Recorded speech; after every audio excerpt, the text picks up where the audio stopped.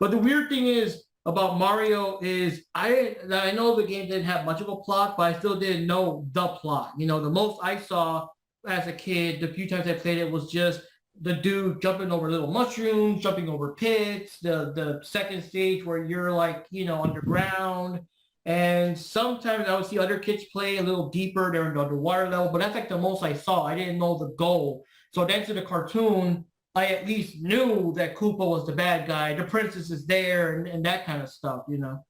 What I what I like about well, honestly, my introduction to the Mario cartoon, I had no idea about anything about it. I just happened to come across it, and I just started watching and said, "Hey, the Mario game, it's Mario, and I played Mario," and you know, that's Wait a about second, it for wait a me. second. We almost forgot. We didn't do it. We didn't do the Mario. You gotta do the Mario. Do the Marios. Wanna swing your arms from side to side. Come on, it's time to go. Do the Mario. Take one step and then again. But you know, to really do it, you gotta start fucking teleporting all over the place. You know what I mean? Sorry, I don't have enough drugs in the system for that one. Oh god. Oh, I gotta say, that was an episode that we did. My chick refuses to do the Mario. That was an episode back when there was one of those years in YouTube they were acting like they were really gonna crack down to the point where they wanted nothing copyright at all, like no music or nothing at all, but thank God he didn't go through with it, you know, because how could you even review anything, you know what I mean? So Paige and I did a little episode of Sonic Generations, and he made the joke that we did it just talking, because every time we would try to show a picture or something, one of our friends more would be like, nope, can't show that, no, and whatever. And we're like, the cover censored, no, can't even show the cover. You do not own Sega, you do not own the characters, that kind of shit, you know? So when the show ended, we're like, well, how do we end the show? We can't even fucking show the ending theme or anything. And he was like, do the Mario. So I actually filmed myself dressed in red doing the thing, and Paige was doing, well, I actually sang the song, and she was doing the do, like that's the backbeat or whatever. And at the end, I even copied the little stumble. You notice Captain Little Bando actually stumbles at the end when he does that. So I even copied just like that. But I remember someone said, dude, you even got the little stumble near the end. And the funny part is, as I'm teleporting all over the place. One of the times, Paige appeared, and she's just like, you know, before she disappears. But it was a funny episode. And it was also weird because she accidentally cut her hand during that time. So you see her still with the wrapped bandages in that one episode. It's kind of weird. I did that was still probably before we met you, Jupes. But that was a funny one. I just want to say real quick, since I'm messing with it, I'm messing with this Mario figure here. Mm-hmm. And it's like, this is a newer one. This came out like a couple of years ago. Yeah, I guess the more like modern design. Yeah, I think it's a Jax one, if I'm not mistaken. But it's like, wow, man, you know, Sonic stuff too coming out lately has been really, really cool. And it's like, it just blows my mind, because this is the kind of stuff as a kid I wished we had, but we didn't really get a lot of toys, like toys. We'd get little PVC figurines and stuff, but like, you know, we didn't get like Mario action figures with elbows and knees that bent, or like the 360 swivel on the shoulders, you know, like this is like really cool stuff here, man. Just I have never had any Mario toys except, oh, wait a minute, I take that back. What do you mean, this guy? And my there we go. I have no Sonic things either, but well, except for my Sonic Kitty. Kitty was out in the 80s, and I used to watch Hello Kitty in the 80s, and I would like Sonic, so there you go, best of both worlds. But anyway, but Mario, oh yeah, we had the McDonald's figurine that in the Happy Meal, the soup from Super Mario Bros. 3. So I remember like my cousin had like Raccoon Mario. I forgot what my other cousin had, and I had the Koopa Trooper. It had like an air hose to it. He had the air hose that made him jump. Yeah, I still have that guy. Yeah. I have no idea what happened to that. And I kind of forgot about it just now. I think Luigi was on the cloud, and it was the thing where you pull it back and it would zoom. Yeah. I think I can't Okay, so remember. someone, it was, if not Luigi, someone, I remember someone in the cloud. Somebody had that. Somebody had that. Now, one thing I remember was with the limitations back then, because I guess based on Bowser's design, the instruction manuals and crap, Bowser was always meant to have that orangey hair, but he didn't have it in the actual, like the actual 8-bit, Nintendo sprite didn't have it, so the cartoon kind of went with that look and everything. Well, same with Peach or Toadstool too with her hair color, because in the game they couldn't, get the color like it was like on like the Japanese promotional art and stuff. And she was always that blonde. It had that blondish color in her hair, but they couldn't do that, or an NES system because they didn't have because they had those limitations. So that's why her hair always looked like dark reddish. Yeah, they couldn't build enough color palettes for it, so they actually had to use that instead. So Johnny, since you've been quiet for a while, any memories of the Super Mario Bros. Super Show? I remember cartoons more than the Captain Duo Bano version of Mario. I loved that shit as a kid, man. I did I love the too. theme song. Yes. Roddy Piper. I mean, there so was for those that don't know, Mario cartoon would start out with these live action segments of Mario and Luigi, apparently back in Brooklyn before the whole crazy shit happened or whatever. And they were plumbers, and guest stars would appear like Sergeant Slaughter and Magic Johnson. Magic Johnson showed up one and time. all them. I remember there was one episode where Captain Albano guest stars and always had some Yeah. Mario would I exit, think he would come in, he would come back, Luigi would be like Mario, where were you? You just missed Captain Albano, he went out for My favorite fried line chicken. was like, Luigi, why are you falling asleep on the job? We're not even getting paid by the hour. Or something Yeah, like that. Cindy Lauper was in that episode. They were trying to find, Yeah, Cyndi they were trying to Lauper. find- yeah, I they thought couldn't that find was Captain so Lou. cool. I liked the music, and I liked Cyndi Lauper's music when I was a kid. And never mind, it's music again. They had Elvira on there, but they couldn't get the rights to that one for the DVDs, so not a lot of people saw the Elvira ones lately. That's kind of a remember bummer. that. I mean, I knew Elvira I'm back then. surprised the network people allowed her with her big Goombas on display, I guess because the show was syndicated anyway, so it wouldn't have made a difference. You remember when they had Inspector Gadget on there? Oh God. Like, that was the fucking shit, dude. He had fucking Maurice LaMarche as Inspector Gadget. He's doing the deal. It was like great. Wait a minute. Wait a minute. Oh my God. I think you're triggering a memory for me. That was I used to like the live action segments. Yeah. I was like, why didn't they just do that shit for the Inspector Gadget movie? Would have been better. Yeah. So they had basically a live action stuff in the beginning that would set up some kind of something. The cartoon in the middle with the Mario Brothers rap that kind of explains how they were accidentally sucked in a drain pipe to the Mushroom Kingdom. Now they gotta, help. And Luigi technically saved Toad and the princess, just so you know. Mario ain't do nothing. Okay, go ahead. There you go. And then it would end with another live action segment that kind of concludes whatever the first part did, But yeah, let's talk about the canon and the logic of the Mario cartoon, keeping in mind that it didn't have much to work with back then. We only had Mario 1 and 2. It's hard to believe, but back then we only had 2 Mario games in existence, with the second one technically being, Doki Doki Panic with a different.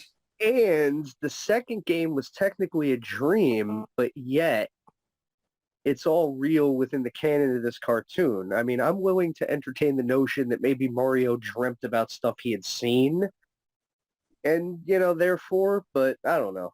It was interesting. Yeah, because newer games have those characters like the Shy Guys and all. Right. So. And then also now all the, like the Shy Guys and everything, instead of working for Warp, they work for Bowser generally. It's like, so, okay. So I guess it was like some kind of Twin Peaks bullshit. That explains the red curtains. Yeah. Dude. Somebody needs to do a Super Mario Brothers Twin Peaks crossover fan fiction, like yesterday. Oh, God. I wouldn't be surprised with the cartoon, because each cartoon episode We'll have the yesterday. basic plot, of course, of Mario, Luigi, Toad, and the princess working together to either stop Koopa from doing whatever he's doing, or Koopa would still kidnap the princess and they got to rescue her too, whatever. But each episode would take place in some made-up land. Because to be fair, the earlier games, Mario 3 had actual lands with names. Part 1 only had, World 1-1, World 2-3, that crap. Yeah. So, I want to say something I do find interesting about the original Super Mario Brothers Super Show and the plot of the show is that like I said, it had elements from the first 2 games, but the plot was from the first game. They rescued the princess and they were trying to find somebody that could, get rid of all the dark magic that Koopa had put across the land. That was kind of the premise of it, because that's the game. That's the first game's plot. It was just changed a little bit, as opposed to finding the princess to reverse the magic. Is she's trying to find someone to help her help deal with Koopa. Well, see, that's where they brought in the strongest element of the second game, was that in the second game, you could pick between the 4 characters because they were all playable protagonists, the princess this time not being a damsel in distress. So the show, Super Mario Brothers Super Show cartoons, really establish that, because, every once in a while she'll get grabbed up real quick or whatever, until they either save her or she saves herself, either one, whichever happens first. But she was a much more proactive character than she was in the first game. So right away you were already seeing, and that's something that's been consistent with Peach ever since then too. Like, she does get kidnapped a lot, but if you play like the Paper Mario games or Super Mario RPG, stuff like that, she had her own game at one point, which I didn't play. She was mad. She was trying to get her vibe scepter back. Yeah, Peach, she gets it done. She gets it done. She gets kidnapped a lot, but she usually seemingly only views that as a temporary setback anyway. You get the feeling after a while that she'd kind of get it figured out even if Mario didn't show up, but she's happy he does, right? So, but yeah, the show was cool in that regard. It was a pretty strong early forerunner of, like, it sort of subverted the game in a way, because in the first game you only see her as the damsel. Then the second game she's a protagonist. The cartoon kind of works a little bit both ways. I think that was one of the really cool things about it. It mirrored that second game with the fact that it was the 4 of them, Mario, Luigi, Peach, and Toad's going on these adventures. So that harkened back to the second game, even though it did lean kind of more heavily on the first in a lot of ways. But no, I thought they did a really good job watching it again recently. I thought they did a better than expected job of kind of like weaving the 2 games together thematically. Yes, I have to agree with that. And the fact they didn't have so much to work with, I thought they were very creative with how they managed to get, most of those things, into the show. Like, and anyone that puts it down, I will always defend it. Let's not forget that also they made Luigi look different, because at least in the original Mario Brothers and Super Mario Brothers game, Luigi was basically like just, they were twins, right? And here, this is where they got the design of the taller, skinnier, brother. And that harkened to that came from the second game as well. He was taller and he could jump higher and all that. No, but to be fair, Super Mario Brothers 2, as in Japan Super Mario Brothers 2, which is not relevant here, he could jump higher and stuff in that game. Oh, so yeah, and he also could kind of float because he had a little bit of a flutter in that original Super Mario Bros. 2, from what I remember. And a lot of that stuff showed up in the cartoon segments on the Super Show in little ways. Like I was going to say, there was big things that harken to the games. Like they use a lot of the music and the sound effects. Like when somebody jumps, it's the jumping sound from the game. When somebody hits a block, that's like one of the sound effects from the game. But you also see little things like Peach, she'll kind of have to jump over a wide gap and she'll kind of float a little bit with the skirt. Or Luigi, he'll do the thing to kind of hover when he jumps.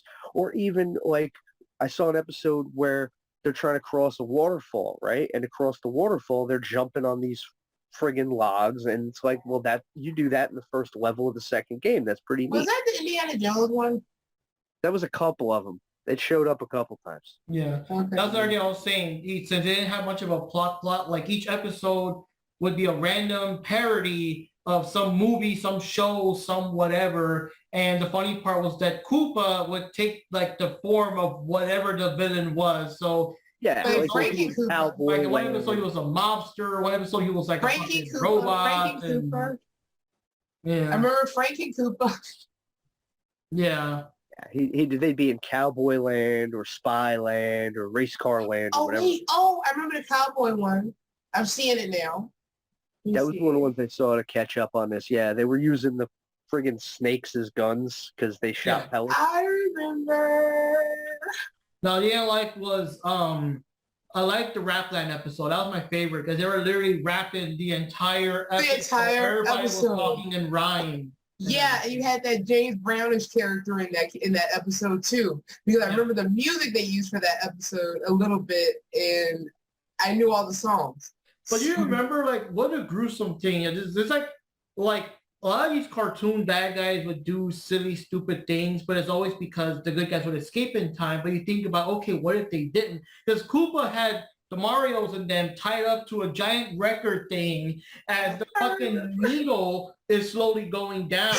And you can imagine what kind of a horrific, not for kids, mess that would have made if the needle actually got there. You know what I mean? Like, I was like, dude, that's just sadistic. You know what I mean? Hey, Like, but it would have been funny if like they didn't show it, but you just hear the record scratch, like, and then you just hear the Mario sound from when he gets like hit in the first Mario game. So it's just like, You know, I'm surprised because there's lots of parodies and stuff. They should do some kind of parody where some, you know, old 80s cartoon villain has a similar thing and the good guy actually gets squished and there's blood everywhere and the henchmen were like, dude, that's fucked up. And the bad guy's like, I mean, they're supposed to get away. They always do. Like, what the fuck did I do? I Oh mean, my God. You know, there is something like that. It's called There's so much Deadpool. blood. You know, yeah, you're right. like, I mean, there is something like that. It's called Deadpool. It's like it's not that bad because they always get away. Because even the classic, you know, tying the woman to the railroad tracks. Oh, it's so classic. It's so cartoony. The bad guy's got the mustache and that shit. But if she didn't get out of it, that would have been nasty as all hell, dude. Like when you think about it, you know, like what if the heroes don't get in there in time? You know, like So You know, they call this- where Oh, did that it's come not bad. from? What was that from? Those old black and white movies? Who's like where did that come from? The whole a lot of old silent films because I used to watch the those movie a serials. lot too. That too. Movie. I used to watch I those. think as there a was a kid. time where even Koopa tied the princess to one of the train tracks or something. Wasn't it something So what's- like that? Here's something interesting I found out in doing the research for this show. In a lot of ways, and you'd figure, but also it kind of shows how forward-thinking that Deke and Saban were when they were making this show. Originally, the animated segments for the Super Mario Brothers show, they were going to be, the conception was a block of animated programming called the Super Mario Brothers Power Hour. It would have been a 60-minute block. And the concept art shows that they were going to be doing skits and shorts for Super Mario Brothers, Legend of Zelda. There was going to be Metroid animated content, Castlevania, Double Dragon, and California games. Those were all things that they did concept art for. So essentially, the show that eventually finalized and became the Super Mario Brothers Super Show, it was conceived as something a lot more in the vein of Saturday Supercade, where it would have been this giant block of cartoons with these skits about all these different Nintendo properties. And now later on, we got a much more condensed version of that, of course, with Captain N, where all of those shows became themes for episodes. All those games became themes for episodes of Captain N later on. So you can see right from the beginning of the concept, they were thinking ahead of like, how do we monetize and adapt these other Nintendo properties? So that's kind of neat. I didn't know that. See, Yeah. now looking back at it, I kind of wish that would have gone through because I want to see exactly what type of plot they could write up for California games.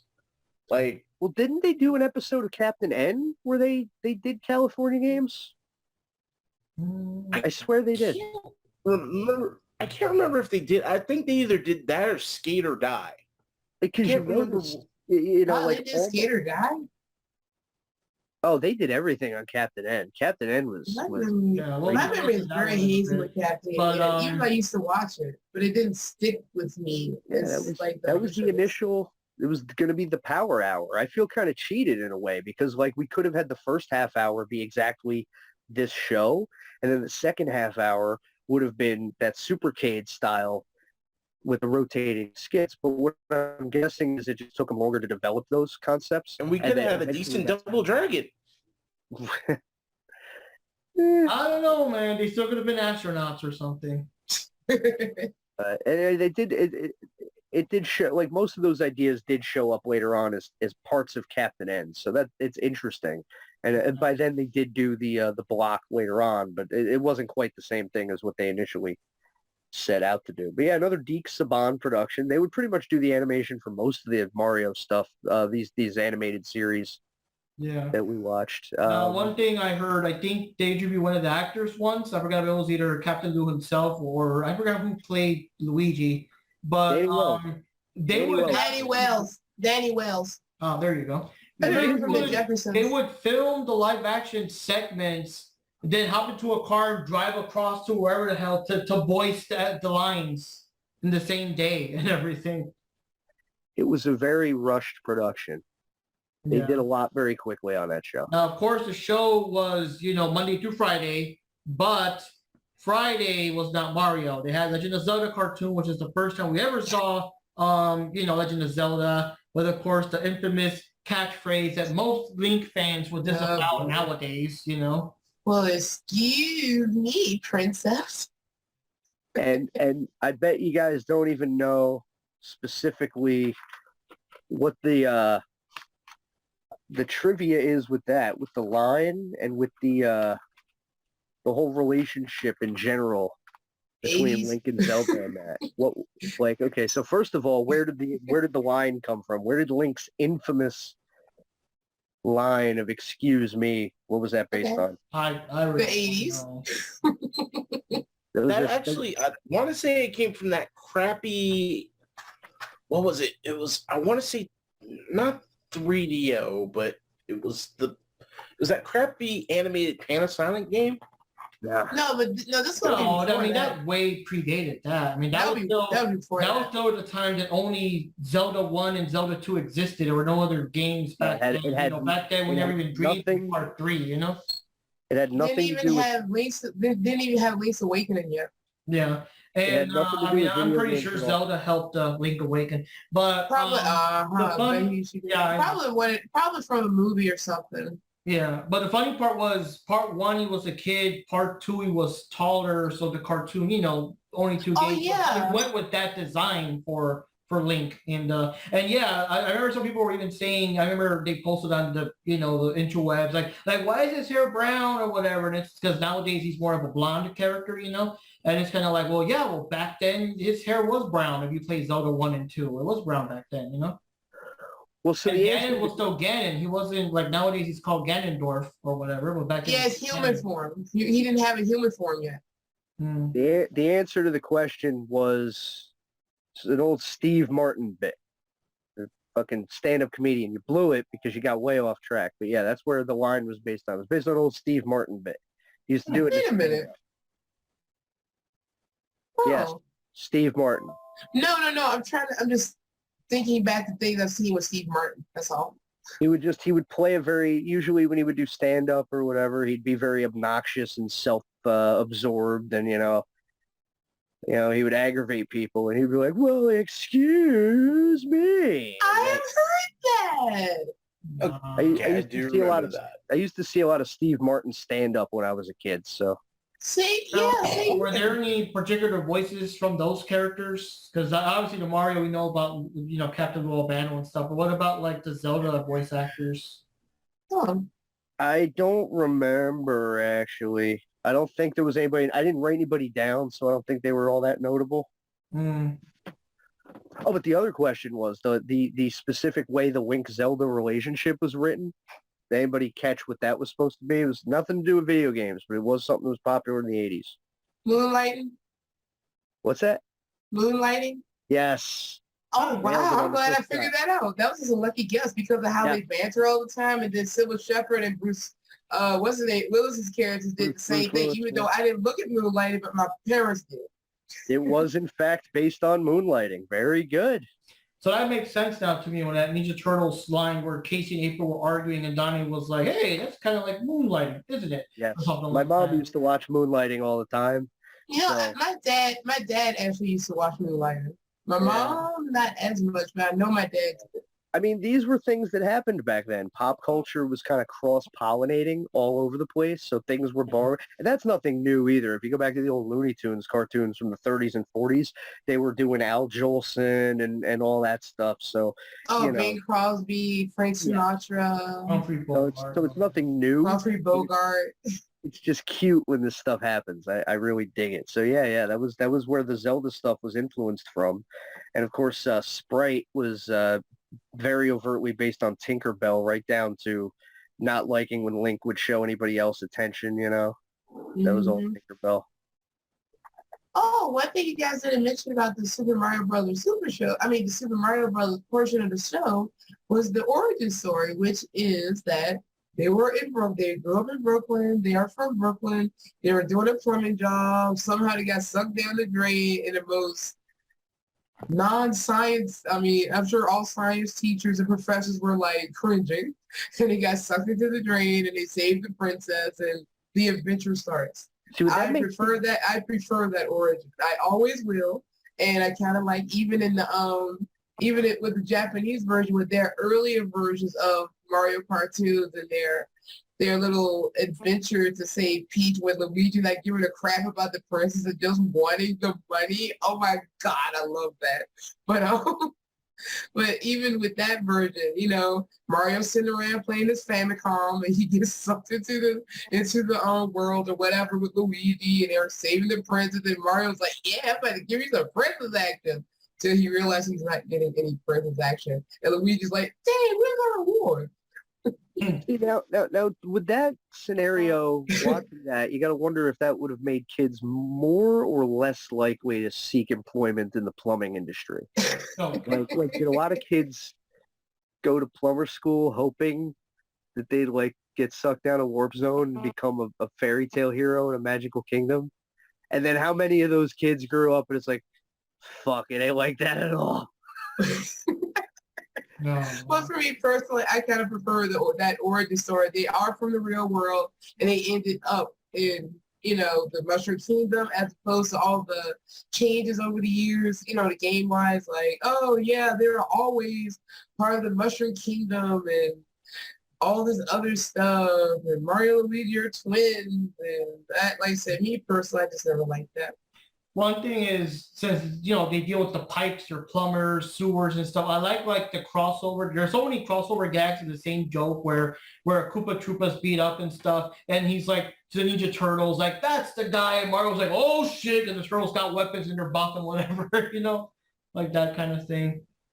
But, yeah, so just the last thing on the Mario show, I don't know if there's a behind the scenes reason, or maybe they just couldn't pay him enough, or they ran out of shorts or whatever. But near the end of that show's run, they stopped the live action segments with, you know, Captain Lou Albano, and they started this crappy ass segment with these two, you know, cool, you know, 90's kids, and it was called Club Mario, and they're just, Oh my god. I don't know what the fuck they were doing. Basically, it was still a cartoon. It's just those are the live action segments. They were just there acting stupid.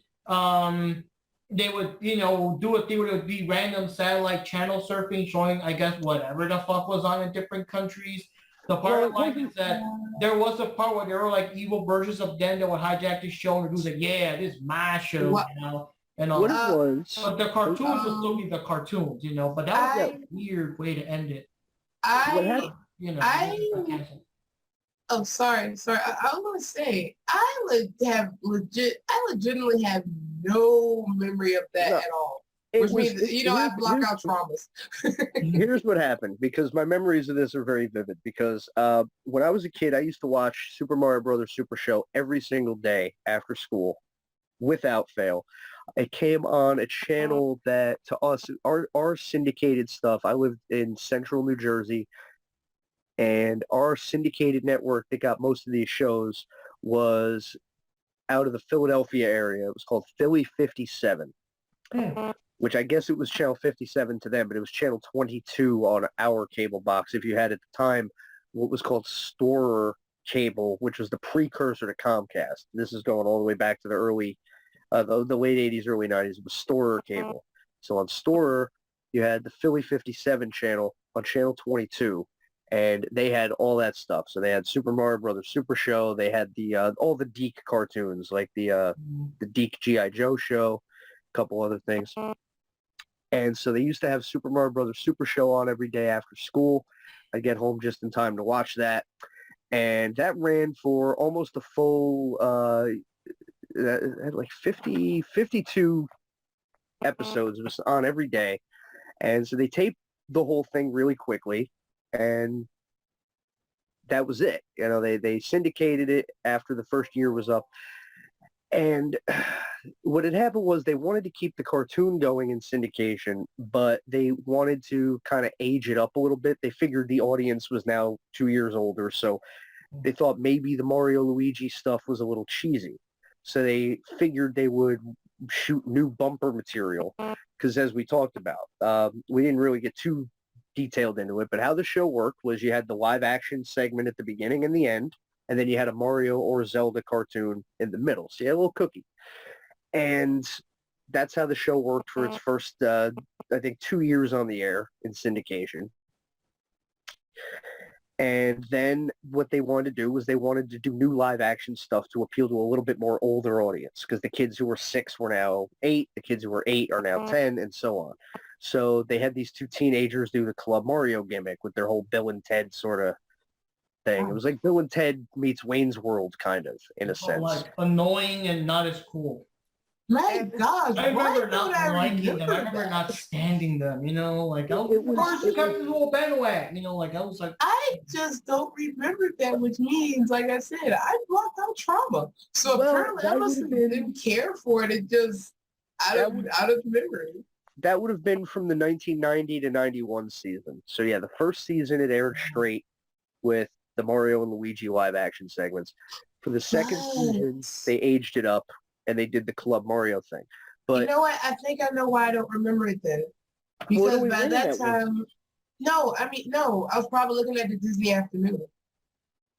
that was a competing factor because Chip and Dale came out that same season, so they Oh, did yeah. it at the same time. I watched that religiously. It was taking people away.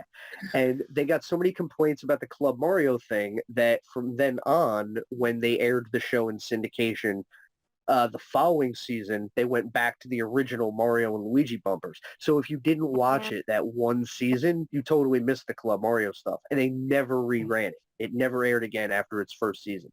So they just, and then after that, when they would rerun the cartoons, they wouldn't have any live action bumpers. They would just be the cartoons because they would usually package them all as a block. yeah.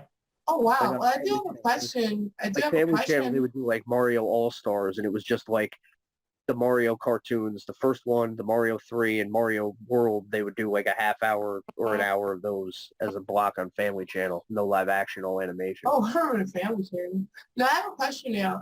For those who like the Mario Brothers Super Show, did you like, oh, I forgot how I'm going to ask the question now, but like for me personally, watching that show made me a real big Luigi fan, and I still am to this day. So, just wondering, did it make you a fan of any of the characters, or I any thought they like, all got some shine. I thought they all got good shine. I like the show. Yeah, That I love episode Luigi's where, character. Mario was bitten by one of the cobras and he was sick and he needed to make a pizza to cure him. But it was like, you know, it was like they were in a prehistoric land and that was pre-Mario World. And they had to go to get the ingredients. But the whole thing is that with Mario out of commission, Luigi had to step up and do it. And I like it because on one side he was still kind of scared or whatever. But on the other side, still like, that's my brother. He'll do whatever. He'll do whatever for his brother. So that was kind of cool. He still like stepped up and did it. And so I like the episodes where Luigi kind of See, that's the thing. That's what I liked about Luigi's character, stuff like that. So I really, really became a super fan of Luigi. Always have. I mean, especially after that. I mean, big fan of Luigi. So I was always kind of biased against Mario when it came to later games. Here's something that some of the younger kids watching nowadays wouldn't know and wouldn't understand. And it's why these shows, it's a huge reason why these shows were so important to us back then. All of us played the games, but for the most part, these cartoons were the first character development we got on any of these characters. And this is the first time we saw them speak and interact, and we got to see their personalities outside what they were doing in the game, running, jumping, getting hit by lava, throwing fireballs, whatever have you. So this is the first time you got to see Mario and Luigi interact. This is the first time you got to see Luigi. Really liked the dynamic that they came up with the characters. Much of it still to some degree continues to this day. Like, for example, Luigi being sort of cowardly, but he overcomes it. He's brave inside, like that's become canon, like look at the Luigi. Here's the thing with that. I never really viewed him as cowardly, as more so cautious and smart. Mario's the type that would just jump into things. Luigi's the type that would think about it and say, maybe we shouldn't be doing that, I mean, but it's become kind of like one of his traits. It's become a little more embellished as the media has gone on. But like, I think it just in some ways, they say they just overdid it in some ways. That's all. Even in Super Mario RPG, there's the things where like you find his dreams or whatever. And like he says he wishes he was as brave as Mario so he could be as big a hero as him and all that kind of stuff. Like, well, yeah, I remember that. Yeah, I remember like Luigi's mansion and like the whole plot is that he's scared the whole time and everything. His first instinct is save your own ass, but then he stops and he gets it together. He's like, okay, so now that that's out of my system, I got to go do the right thing. He always comes through in the clutch. That was. See, that's why I love Luigi's character so much. It's so adorable. They definitely, like, a lot of, to this day, what we think of as these characters came about in that cartoon, I want to say. That's one of the things they did such a great job with it, I think. I mean, you guys got to have some memories. Panda, Johnny, you guys got to have some, like, this show left a mark. Like, this was a huge deal. I don't think we're even selling it enough. This was a huge deal when it came out. Yeah. Well, yeah, I remember, oh God, the episode I always remember was that super cheesy episode with Minnie Vanetti. I think that's the name of the band. Yeah, but that's from Mario It Brothers. shows Really? how much of a big pop culture moment Mario cartoons have. When you have shit like that in the cartoons, as cheesy as it is, it's still Yeah. I don't know, it's still very reflective of the times, So, We'll get there in a bit, Johnny. You're jumping ahead of Mario 3. We're talking about the older one. The first one. It's easy to get them conflated. To be honest, I think the Mario 3 cartoon is probably the one I remember-ish the most compared to the older ones. Yeah. But I do remember the Captain Blue Albano, when he's singing this is do the Mario, do that one.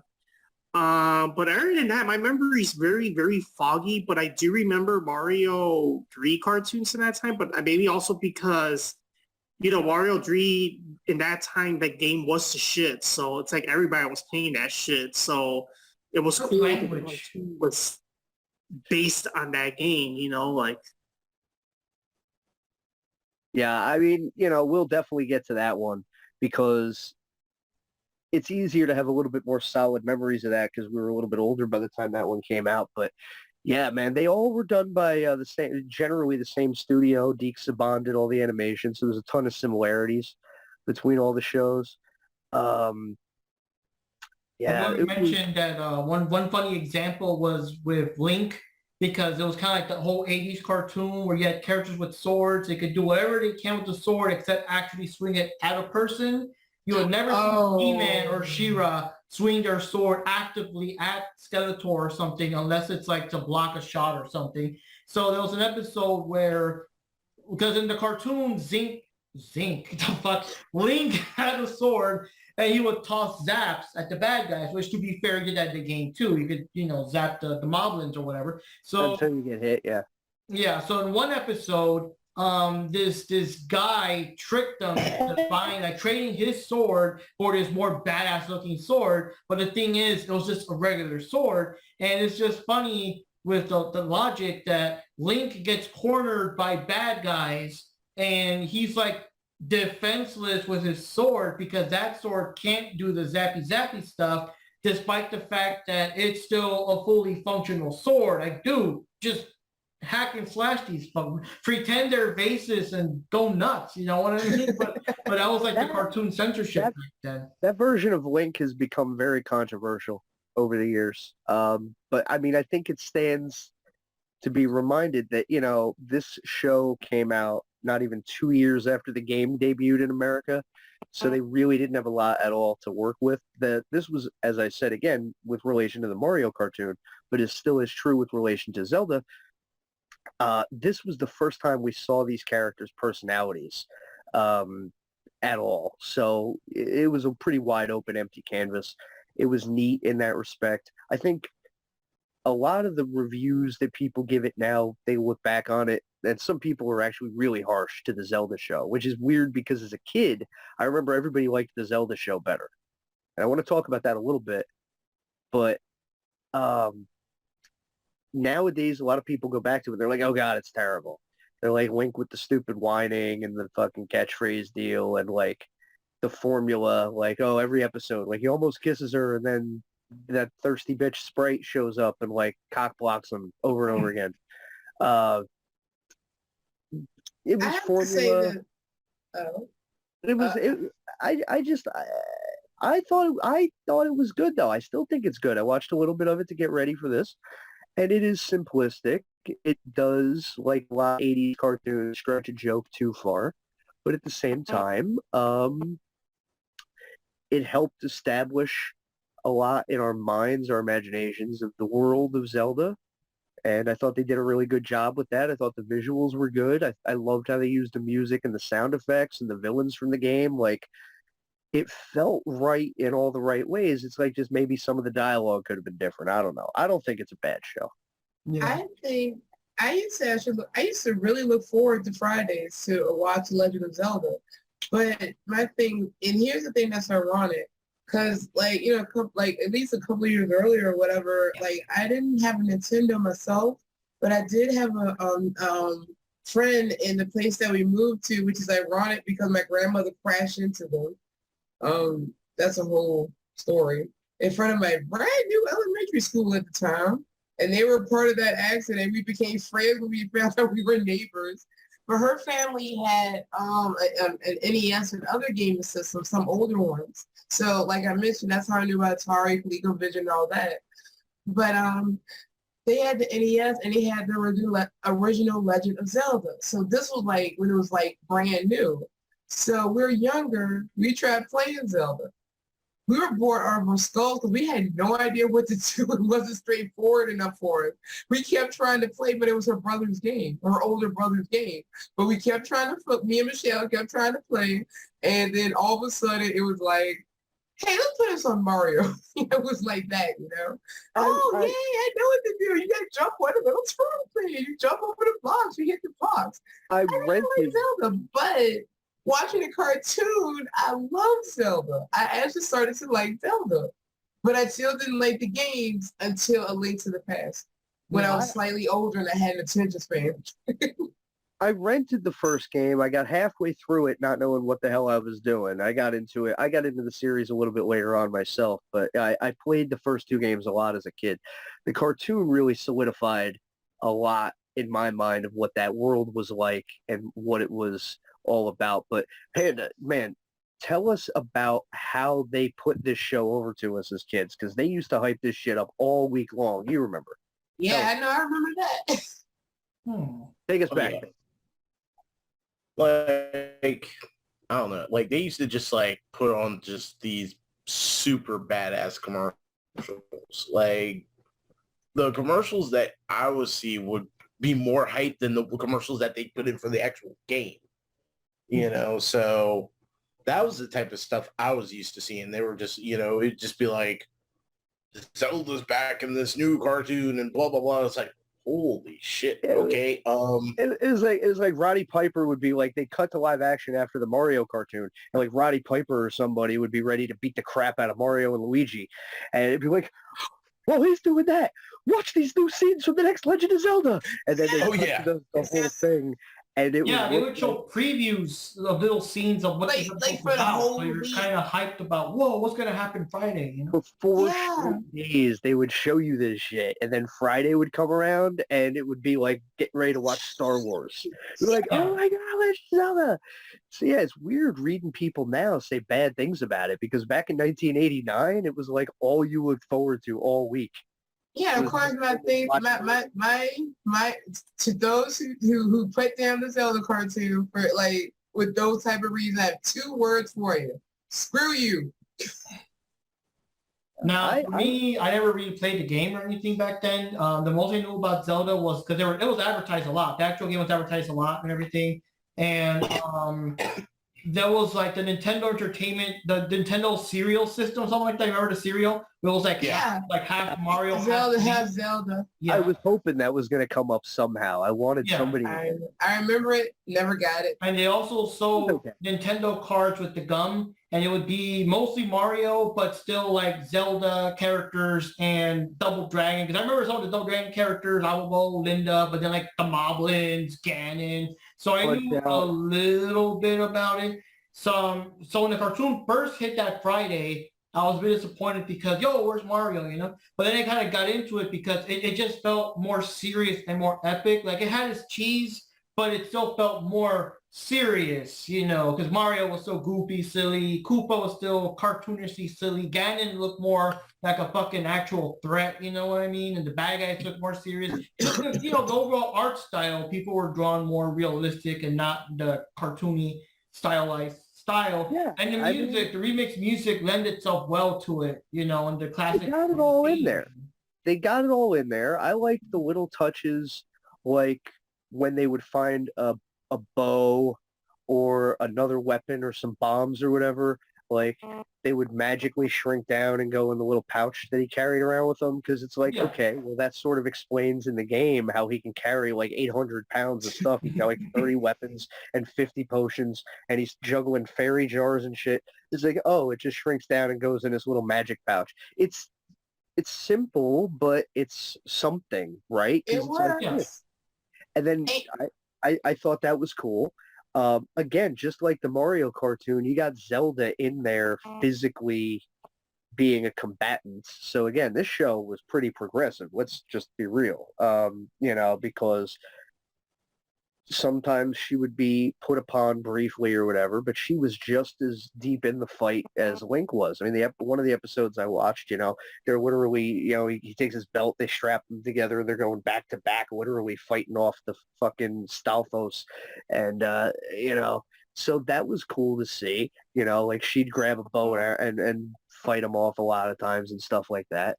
It I don't was think she was kidnapped that much, either not much or at all in the show, wasn't she? Was like an actual secondary character, I don't think she was ever kidnapped.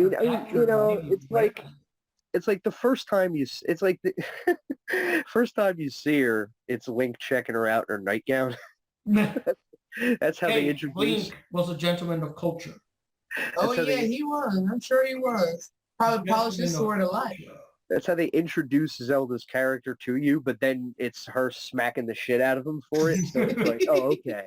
He was just trying to polish his sword. I mean, he was just polishing his sword while he was trying to watch and make sure he was okay. Here's some trivia. Okay, Panda might know this one. Johnny might even know this one. But so this was the first time that Zelda's dad was ever given a name, was in this cartoon show. Does anybody know the name of Zelda's father? Oh my! Been too long. Wow. I know it was mentioned. I don't remember. I pulled this one up because I hoped somebody would know it. Nobody knows it. I just don't remember. Me neither, man. King Harkinian was Zelda's father. King Harkinian. Like it was stuck in my head, and I would probably end up remembering that at the very end of the podcast once everything's done recording. But it was definitely a nice mix of elements, I thought. Like I said, I loved, like as a kid, it enraptured me when they would use the sound effects, like when they would shoot the bow or the I used Yeah, to like the zapping the. and the sound. I like that when zapping they sound. disappear. Yeah. I used to like that zapping sound when you used to hit like an enemy and like that. I can't explain it, but you know, after the hit and they disappear, well, evaporate or whatever. one Yeah. thing, I don't know if this was a mistake or not, but one thing I didn't notice until then was that like the moblins are really short. Like compared to, I expected them to be huge, but I watched this one episode and they come up to Link's chest. I'm like, I don't know if that was just a bad, what do you call it? Like, Animation error or something. they just Just- framed shot fluid. Animation error. Could be. He's Link fighting could off have like, kicked him away. he's fighting off like Yes. 3 moblins and they're all coming up. Even to the sound effects didn't sound. I mean, they were still video game sound effects, but it didn't sound like, I guess, as cartoony as the Mario one. So it didn't take away from the seriousness though. So that was kind of cool. It did feel more like an epic show. It's like laugh at Mario and stuff, but okay, let's all get ready now because Zelda's starting. Let's get all serious now. You know, I mean, it's like, at yeah, least in comparison, you know. they had like giant dragons and they had the skeleton monsters, the Stalfos, and they had all that. I mean, it was like it was a really good translation of what the games were. And like they tried to get everything in there, like even down to having Sprite be one of the sidekicks, because it was like, okay, there are fairies in the Zelda game. How do you work that in there? It's like, well, that's an easy way to work that in there. You know, make her a Tinkerbell-like sidekick. You know, I will say this much. I know people always complained about Navi for offering them time. I'm sorry. I said, just go back and watch the Zelda cartoon. You would not complain about Navi. Even though I personally never had a problem with Navi, but you know. I mean, I don't know. Sprite kind of trips my trigger. Oh God. I got problems with fairies, man. Like big problems. in general. Well, Yeah. that's a Maybe I'm just kind of weird, fairies but now. like to kind of compare, there was a live action movie back in the early 80s. It was this Tom Cruise movie called Quest. And I remember it because for some reason it just reminds me of Zelda. I don't know why. It just like it also kind of reminds me of like if Zelda were to do a live action movie, this is what it would turn into. I mean, even right down to Tim Curry's character, because he's like this big demon character. I'm just like, that kind of what in my head I would think that Ganondorf would look like in his full form. So Legend you're talking about. Legend you're talking about with the unicorn deal. Yes. Legend. Yeah. I got the director's cut of that. It's actually, I like it better. Yeah. It's hard to explain the differences, but if you watch it, you'll get it. Yeah, I got both versions of it, but I think the director's cut was better. Yeah. So now we can move on to the other one. We had